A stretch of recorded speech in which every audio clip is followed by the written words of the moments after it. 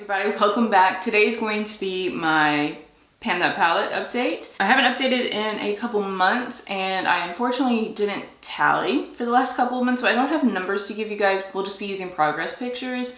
But I can tell you, I haven't been wearing eyeshadow nearly as much as I was. I was having issues with my eyes back in June. Got them checked out. Turns out it was something that I wasn't expecting, but my eyes are okay. So I'm back to wearing eyeshadow now. They were just really watery before, nothing too major, but I just wasn't wearing eyeshadow because I didn't enjoy feeling my eyes watering and like all of it coming off.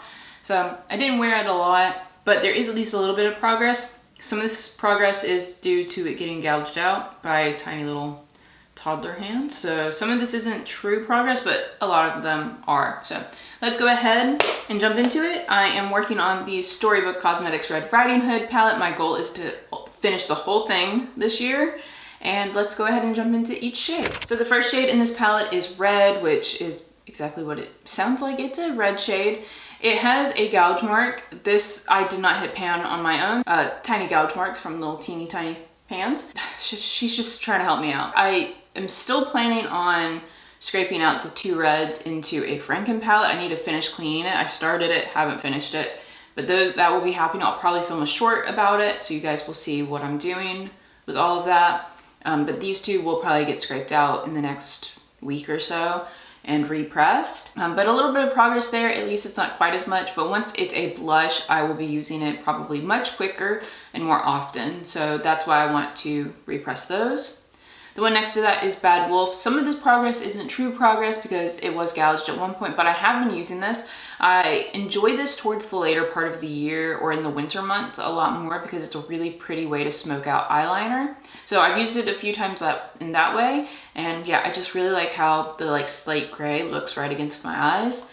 And it's really pretty over top a intense like black wing. Super, super pretty, especially in winter. So I see that one being pretty easy once it gets cooler or once we move to a cooler place, which we will be this year. If you didn't watch my last video or watch the update, I'm moving to DC in November or October, November. So this will be a great time to use that because it's actually going to be chillier there. Moving on to the two on the second row. The first one is Basket. This one I do have on my eyes today. And this is how I basically always use it, is I wing it out. I like to use it as a winged liner because it's just really pretty. It's intense enough without being like overpowering on my face. And I feel like it's a lot more natural than some other browns. I love it. It has made really good progress this year. I don't think any of these had pan at the beginning of the year. You guys will know better because you guys will be seeing all of these pictures.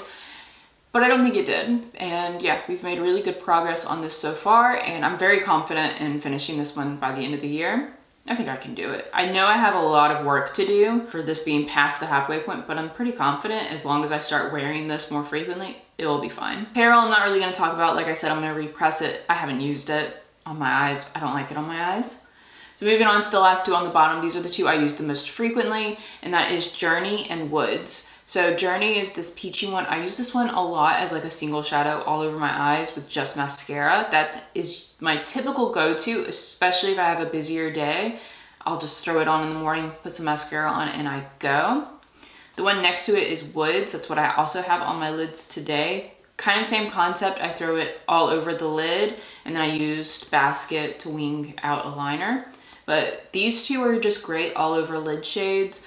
Really easy to blend out, really easy to wear. So these are the two that I reach for the most often and the two I'm the most confident about. I'm honestly surprised looking at them. I don't have a little bit more progress in Woods because of how much I actually do use it. But like I said, I didn't wear a lot of makeup or eye makeup specifically for a couple of months.